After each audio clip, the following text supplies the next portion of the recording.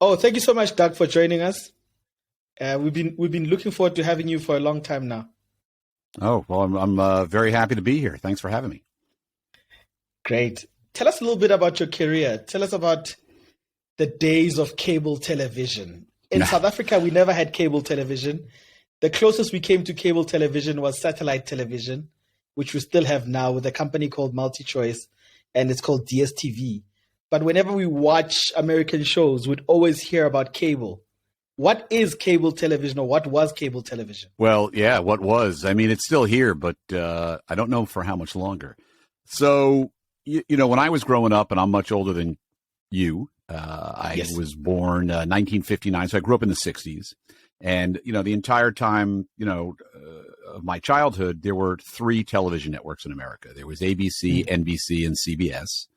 And that's where everybody, and there was also PBS, which was public television, which was funded by the government. But, that was, people didn't watch a ton of that. But by the way, there were only four networks to watch. So honestly, people actually did watch a ton of that, actually, in retrospect, I think. But they mostly watched the cable networks. That's where all the, the dramas and the sitcoms and the sports and the news were. And that's how I grew up. And I went to college in Boston in 1977. And I always tell people, when I went to Emerson College in Boston in the fall of 1977, all the places that I ended up working at post-college were not in existence in 1977. Now, some of them came into existence shortly thereafter, but they weren't really in existence then.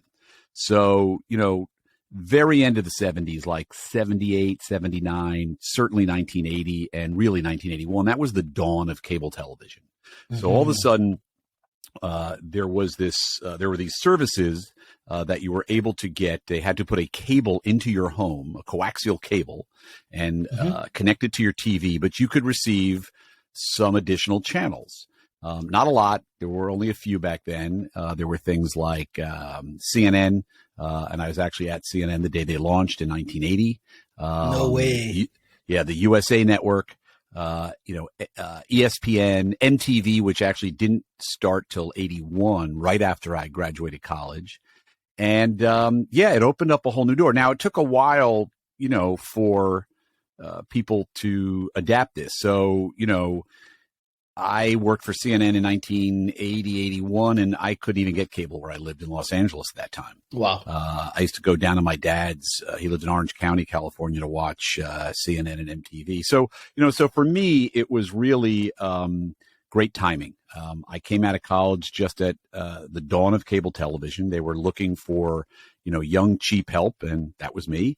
And I wanted to get into TV, and there were all these opportunities that, really hadn't existed, the day I went to college. So the whole landscape changed, and it was a great opportunity for me. And it was sort of like right place, right time. I was able to grow up with cable television and spent most of my career there outside of a year here and a year there. When you look at cable television now and where television has come to with the dawn of the internet and short form content that people have been consuming, how do you think that generation that you came from until the generation of the internet was shaped by cable television and the programming that was played on cable? Well, I think in a lot of different ways. I think the biggest, I think the biggest line I can draw is from reality television to social media, right? So, the first reality television show is The Real World, which is a show I put on MTV back in the 90s, which, ran for many, many, many years. Still may be running today, but I'm not sure. But it ran for over 25 years. And that gets cited as the very first reality television show. Now, we didn't really call it reality television then. We didn't even call it unscripted television then. I think we referred to The Real World at the time, which is 1992, as a docu-soap. So it was supposed to be part documentary, part soap opera. Part soapy. Oh. Yeah, soapy. So, when I look back on that, that was MTV turning the camera on their audience, which was really a big moment for us and kind of a revelation, because we realized, oh my God, the audience, as much as they like watching Madonna and Bruce Springsteen and Prince and all the big rock stars of the day, they really love watching themselves. And so I think you can draw a straight line from reality television and MTV turning the cameras on its audience to, say, Instagram, right? Where you're the star. of your own show, or YouTube, or Twitter, or whatever it is, honestly. TikTok, obviously, and most importantly, currently. So I think that's one of the ways that cable television influenced what's happening today on the internet. Certainly MTV, got a lot of criticism in the early days for all this, what they called short attention spans. Yes. The videos were short. We would have these very quick cutting, styles that, we put into our promos and even our TV shows. And we used to get a lot of criticism for that. And now the whole world is, short form, and quick cuts and brevity. So, so there's a lot of ways where cable really influenced, what's happening out there on the internet, in the digital world, in media, in television, movies, everything. Whenever I look at the era that you just spoke about now, and obviously the dawn of reality television, I always think of California. What made the California youth so interesting, and the prototype of what youth around the world would end up wanting to be like? Because I know that in South Africa we are wearing the Quicksilver and the Billabong surf shirts. We just sure the white Stussy, guys here had the long Vans. hair. Exact, yeah. Look, California, going back, California has always been this sort of golden fantasy place, going back, I think, to the 50s, right? Where this romantic, fantastical view of California sort of started to come into focus. I think, through a combination of things. Actually, when I was growing up in the 60s, I can remember watching, excuse me, on the one, Disney used to have a primetime show. Walt Disney, who was the founder of the Disney company, used to host a primetime show on Sunday nights on ABC called The Wonderful World of Disney. And they would show all these Disney cartoons and Disney productions and different things. But every once in a while, they would do an hour promo for Disneyland out here in Anaheim, California. And, for a small boy living in New Jersey, like looking at that going, oh my God, I want to go there someday. It's bright, it's sunny, it's beautiful. It's all it's this fantasy world. And then in addition to that, you had the Beach Boys, right? The musical group, the Beach Boys, singing about the California beaches and the California girls in Southern California, and furthering this romantic idea of, LA and Tinseltown and Hollywood. And then, of course, there was all that, the Hollywood thing, which was, obviously portrayed in movies and television and magazines. And, and I think, that's always been that way. People have always looked here in America and around the world to Southern California to a certain degree. And there's this, like I said, there's this very romanticized view of what happens out here. It's not all sunshine and smiles. It's like any place else, honestly.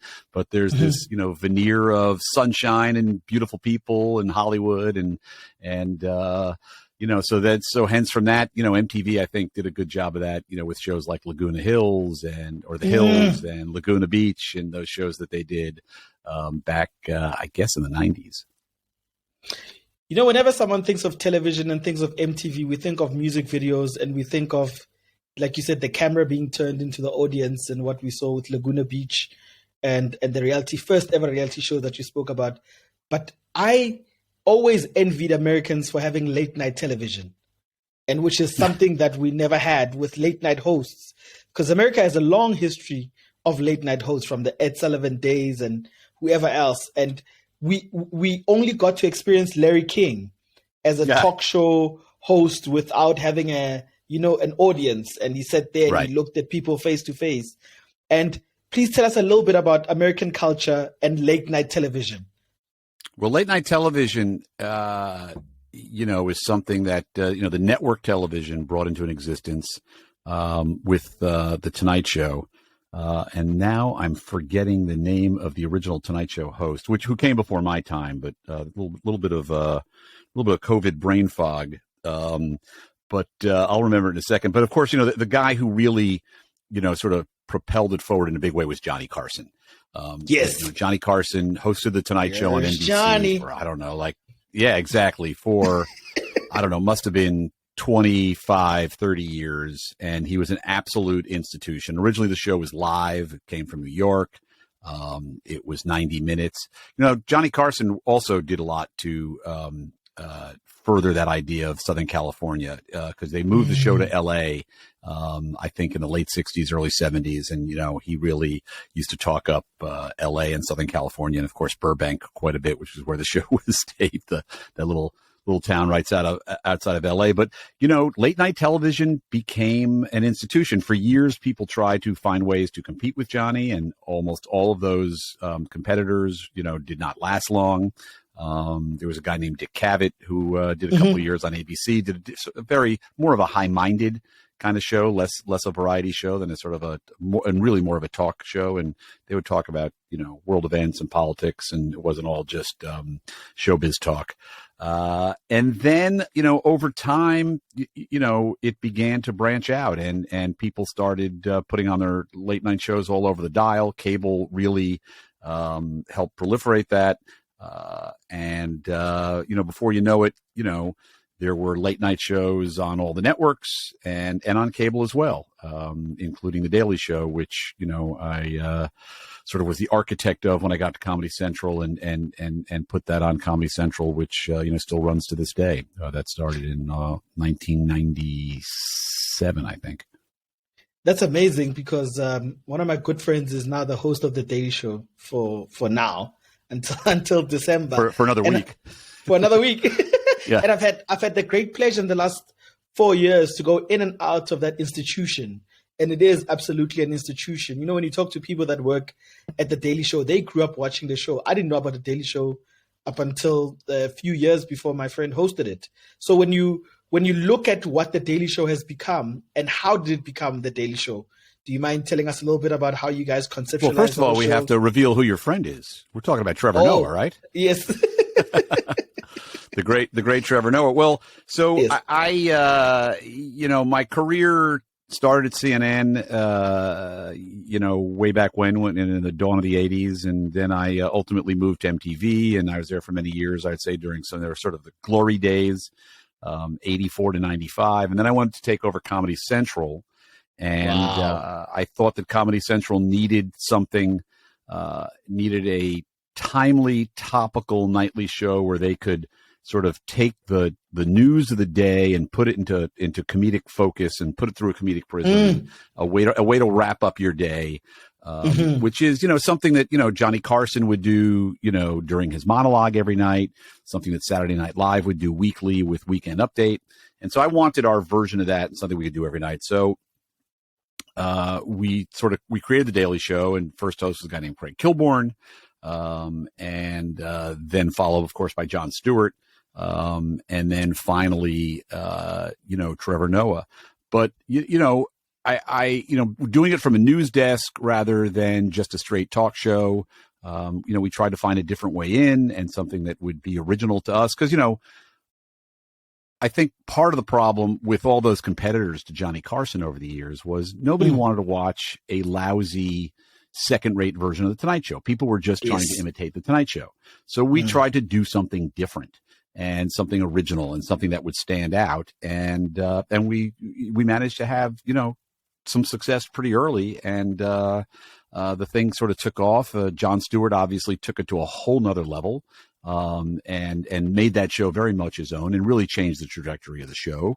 And then, of course, we were lucky enough to already have a little bit of a relationship with Trevor. So he was certainly on our radar screen, and find a way to get him to do The Daily Show. And he's done an amazing job over the last 7 years.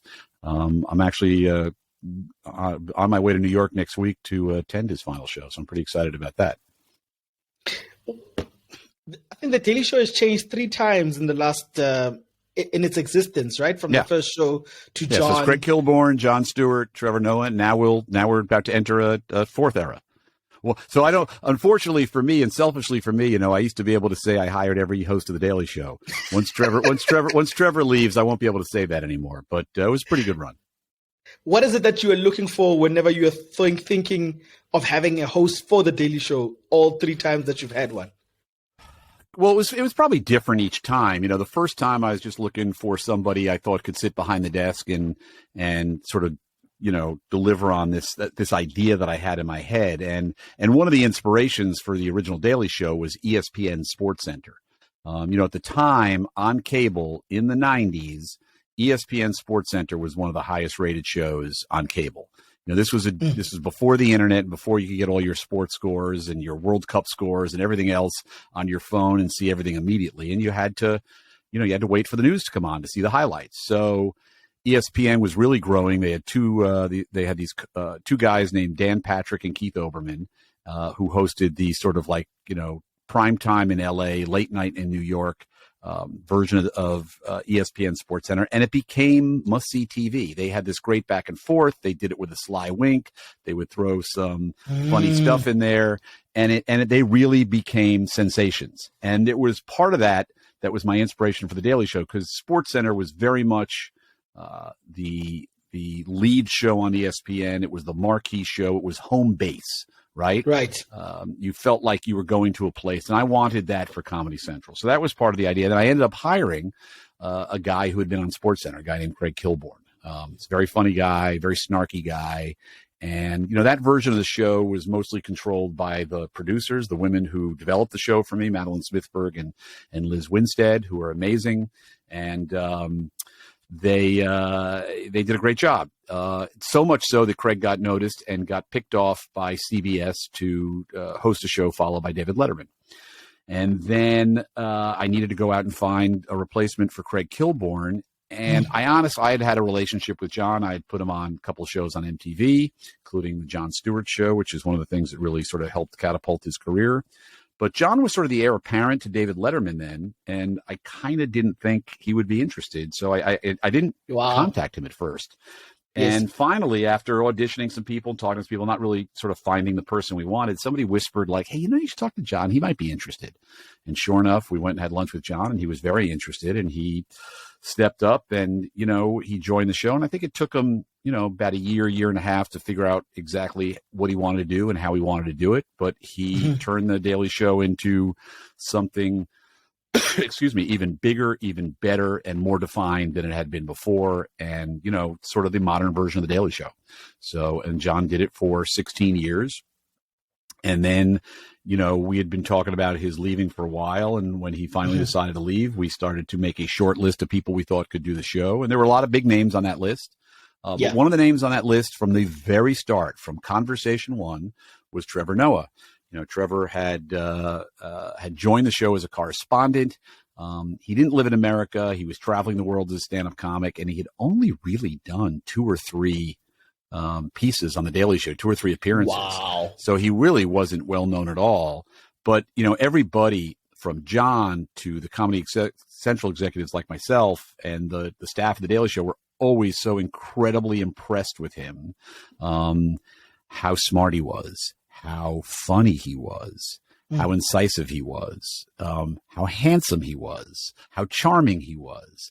And there was and everybody knew there were big things ahead for Trevor, and the Daily Show or not.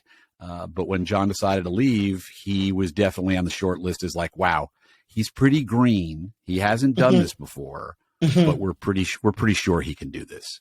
So, and I got to tell you, these shows, it looks easy. It's a lot harder than it looks. And Trevor will be the first one to tell you that. Trust me, I've been behind the scenes and I've seen the work that goes behind it. I look at him and I go, I don't know how you do it. The recent time I've been there was 3 weeks ago. And I said to myself, I don't know how he does it either. He has amazing energy. Yes. You spoke of Madeline. She's actually a friend of the show because we've had her in our first season. She's a great guest. I've had her on my podcast. That's coming up for the end of the year. It's a great episode. Her and Liz together. Can't wait to check it out. Yeah.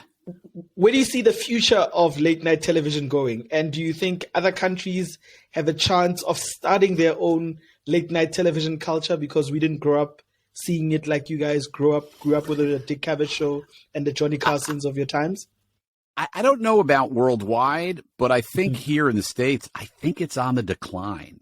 So the idea of late night as a day part, right? Like a part of the day where you would create, in the linear world of television, pre-digital and pre-streaming, right? when you were watching broadcasting cable, you had to watch it in real time, right? So there were morning shows, there were afternoon shows, there were primetime shows, there were late night shows, and shows were created for each one of those day parts. Now, as it pertains to late night, I don't know that day parts really matter anymore because people increasingly are not watching TV in real time, right? They're watching it on DVR or delayed or on demand.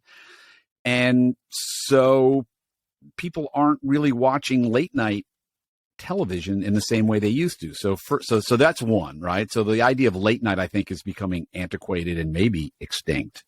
And then two, one of the reasons for being for these shows was to kind of wrap up the day in kind of a comedic way at the end of the day before you're going to sleep and put it all in perspective.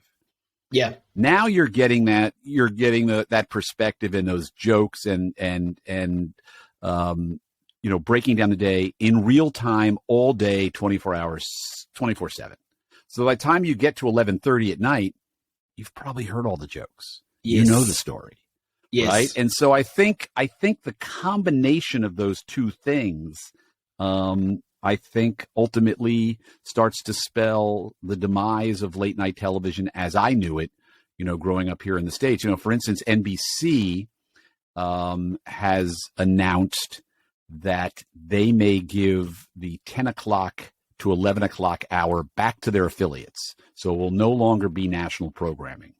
So if they do that, the speculation is 10 to 11 will be local news, which used to come on at 11, right? Mm-hmm. And then at 11 o'clock, NBC will put on Jimmy Fallon, who used to be on at 11:30. Mm-hmm. And then the question becomes, they have two late night shows after that. The question becomes, what happens to that? So, we've already seen, Sam B's show go down. Sam B, former Daily Host correspondent, she had a weekly show on TNT or TBS. That's been canceled. Trevor's leaving late night. James Corden is leaving late night.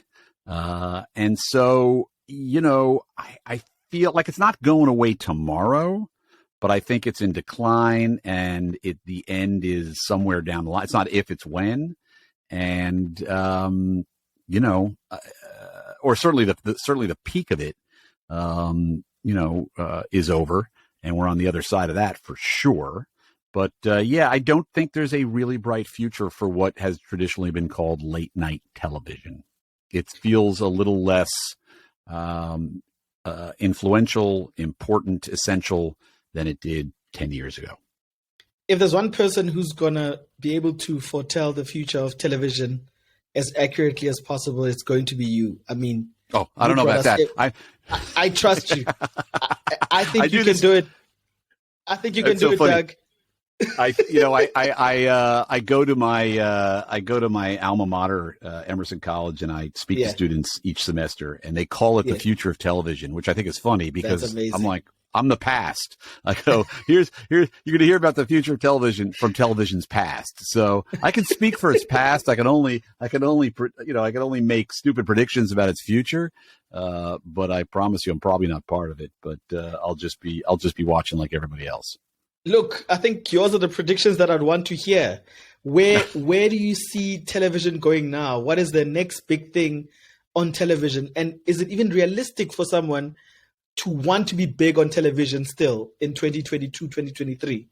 Yeah, of course. Television's never going away. Movies, as much as they're struggling, have never gone away. Radio is still here. Radio might even be, in a certain regard, bigger, than it has been over the last couple of years, just due to the, what we're doing right now, podcasts, right? So, TV is the straw that stirs the drink, as I like to say, for all these streaming services and all these linear services still. They're making, more than ever, although that'll probably start to get rolled back a little bit now as these streaming services, I think feel like they may have made too much, and they're gonna pull back a little bit. But TV's not going away. TV is bigger than ever. TV is more global than ever.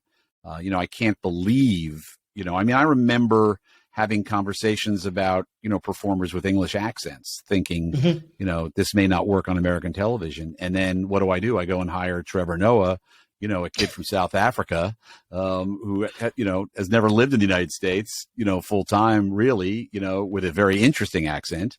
And we put him on the most important show on Comedy Central. So, the globalization of TV is, making it bigger and stronger than ever. There's more platforms. There's an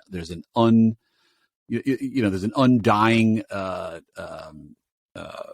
sort of appetite for it with the audience. Like, people just can't get enough TV. And, so I think the future is bright. Now,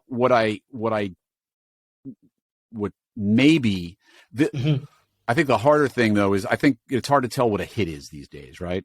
Yes. So, because there's so many platforms and they're not necessarily kind of measured in the same way. There's a lot of fracturing of the audience across all these platforms. So the idea of like these giant shows, these shows that just dominated viewing, I think will be fewer and fewer. There's actually an interesting, I sort of thought the era was over for cable and their ability to create a hit. But, right now there's a huge cable hit called Yellowstone here in the United States, which is a, sort of a drama that takes place out in the West. And it's getting big, real numbers. And I honestly, I wasn't sure that was possible in 2020.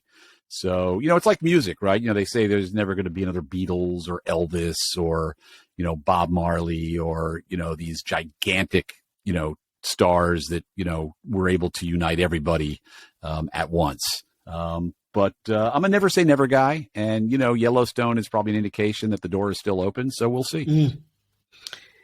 As a kid who grew up in the 70s and the 60s, do you think we understand the power of the devices that we have in our pockets now, our cell phones?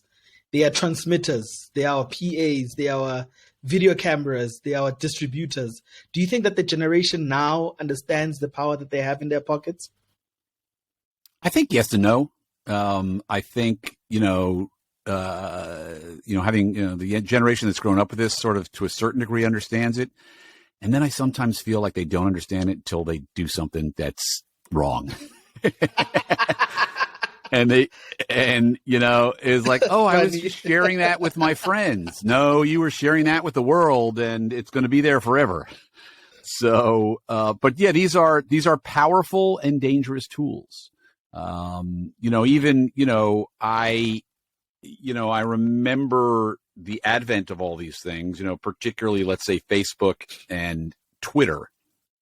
And I thought they were amazing, sort of, tools. I watched, people, use Facebook to find like-minded people where they were living and organize and head out into the streets and try and, right? All over the world, I saw the same thing on Twitter, and now I see the dark side of it.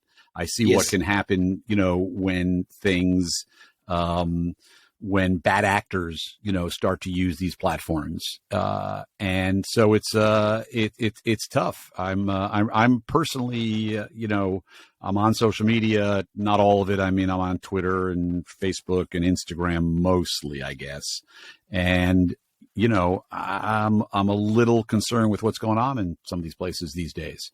So, and I don't know how it all ends up or where it goes. When I look at television, and obviously, like you said, now with social media, it's all forms of broadcasting. Before, whenever something ends up on television, you would have an executive like yourself or anyone else who would decide that this is suitable for this kind of an audience or this age group. Right now with social media, who do you think has the authority to decide who sees what? Well, that's a good question. And I think that's the question we're going to be. Well, right now on Twitter, it's apparently Elon Musk. Yeah. But, and he's another South African, Doug. You're surrounded. Is that true? I'm not sure I knew that. Yes, he's 100% South African. Yes. Yeah. So, look, I mean, I don't know. I don't know where this goes or how this all ends up, but, it feels like the Wild West. And it feels like there's like I said, like the idea of like getting all this information and connecting people, and that's, I think, great. The idea of misinformation and bad actors and certain things going on there are troubling to me. That being said, it gets really complicated because, I mean, I also don't believe that everybody on there needs to have the same opinion as me. Right. But, Yes. so it's a pretty complicated, I'm glad it's not my job to figure it out. Whenever I think of the internet and what's out there, I always imagine, because I'm a big fan of watching old American television, and one era that fascinates me so much about the US is during the Vietnam era, where there was not enough information for people to know what was going on overseas, to their friends, to their cousins, to their neighbors. And that, with that little information that they had, they managed to organize protests to help stop the war. And right now, do you think we're going through the opposite phase? Because I feel certainly like that, where I feel like we have too much information and we become incapacitated. I look at what's happening now in Russia and Ukraine, and I'm thinking, we knew about this before the first bomb landed on the ground, and no one did anything about it. There's no protests that are as big as the ones that we saw during the Vietnam War. Do you think that this generation has too much information to a point where they can get distracted from pertinent issues that they should be dealing with? It's overload, and then there are many issues, right? So it's interesting, your point about America in the 60s, because that's right. In those days, you would hear about the Vietnam War in the newspaper, the 6 o'clock news, and radio, and and magazines, and that was it. It was not a 24/7 kind of thing. There were also other issues, that were, important, during that time, right? So civil rights movement, women's rights movement, all kinds of things. But now, there might be too much, and it just comes at you so fast. We have, I think one of the things, that, so here in the States, I'm sure you read all about this, is, this epidemic of mass shootings, Yes. which, every time one would happen, everything would stop and everybody would freak out. And now they happen twice a week. And it kind of, people become, sort of immune to the news of it, and they just shrug their shoulders and move on. So it's partly the world. It's partly, technology. But I don't know. I don't know where that line is that gets people sort of unified and moving in large groups, for one thing anymore. I look at your podcast and the work that you're doing now, and I look at you as a guy who stood on Mount Olympus of television. You came in at the right time, like you said, and you were able to take it to the next stratosphere. And now you're doing something new again for a person of your stature and your caliber and your experience. And now you're doing a podcast on the internet, of all places. No more cable going through your house. Now you're just dialing while we're in the subway, while we're in the bus, while we're in the car. We can listen to you and your opinions and your friends and people that you've worked with in the past. Tell us about that transition for you as a guy who didn't have a point to prove. What made you decide, I'm going to switch on my microphone, put on my headphones, and let's go? Well, first of all, when the last thing I did was I worked on this ill-fated startup called Quibi. And when that went down, I was like, wow, I got to find something to do. And I do a little bit of this, a little bit of that, mostly busy, trying to stay busy, as I tell people, do a little advising, consulting. I started executive coaching, and one of the companies I advise for is this little podcast company. And these guys, after meeting me, started encouraging me to do a podcast, which, of course I was like, I'm not doing a podcast. They do mostly music podcasts. And I thought the last thing the world needs was another old white guy doing a music podcast. But so I decided that wasn't a good idea. But then I landed on this idea first I landed on an idea about talking about MTV. And I thought that might be too narrow. And I was like, wow, nobody really talks about cable television as a thing. And, and as an era, and an era that I think is coming to a close. And so, like I said, it's not I don't know if it's the greatest idea, but it was an idea nobody else was doing.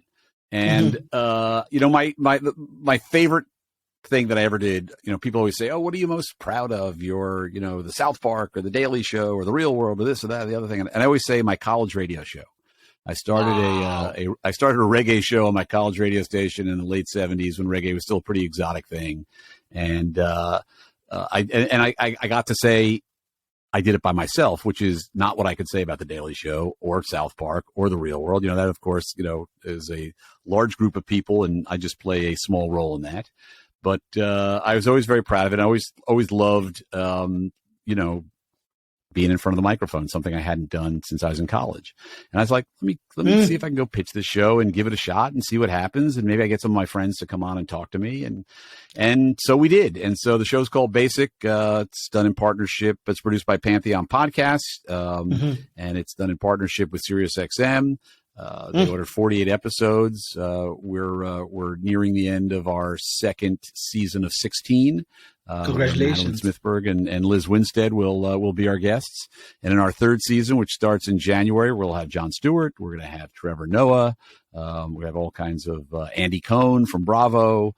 All kinds of interesting guests. So it's just been fun. It's just something I wanted to do, and it's been a nice little creative outlet for me. Got to catch up with some old friends and try something interesting and have a little fun. And it's and I've got a co-host named Jen Chaney, who's a writer for Vulture and New York Magazine, a TV critic, and we've had a good time doing it. So it's been a lot of fun. Is it different talking to all of these people who you've had influence in their career and they've had an influence in your career, and you're just shooting the breeze now? You're not talking about ratings. You're not talking about numbers. You're not talking about where you see your careers going. You're just shooting the breeze. We're shooting the breeze because, by the way, with some of these folks, it hasn't always been completely smooth sailing. I was the network president or the boss, right? And so I was always on the other side of the negotiating table, and or giving creative notes or whatever it was. So I think most noticeably the one I was really interested to see how it went was Neil Brennan. Neil was, Dave Chappelle. He's a friend of Trevor's, I believe. And Dave Chappelle's co-producer and co-writer on the Chappelle Show. And, that was a crazy time. And, Neil has some hard feelings about it. And rightfully so. And so, we talked about it a little bit, but, and I was right in the middle of it, and he talked about how, after we made that famous $50 million deal with Dave, we didn't offer him exactly what he thought he should get. And, it was difficult. And by the way, I don't disagree with him. So, I'm able to look, I don't know that helps him now. But yeah, so it's been interesting to catch up with these folks. Look, they've been very nice to do this. I think they're too mortified to say no. I think I think for the most part they remember me fondly, or they probably wouldn't do it. It's been an interesting journey. And the fun thing for me is all these folks who got their start in basic cable, Jimmy Kimmel and Jon Stewart and Dave Chappelle, and just the list goes on. Now Trevor Noah, and the list, Amy Schumer, Cindy Crawford, Bryan Cranston, all the list just goes on and on and on about how all these people exploded out of basic cable. I went to Jon Stewart was honored this past spring. They give out an annual award at the Kennedy Center. It's called the Mark Twain Prize, and it goes to somebody from the comedic. Yes, goes to somebody from the comedic arts. So this year, Jon Stewart got it. And so we were down there in Washington for John's ceremony, and Dave Chappelle was on the show, and Steve Carell was on the show, and Jimmy Kimmel was on the show, and Sam B, and all these great comedic stars, many of whom got their start in basic cable. And I was walking out to the parking garage after the show was over, and I ran into Chappelle, and he goes, "Hey man, can you believe we all started in basic cable?" Which I thought was hilarious.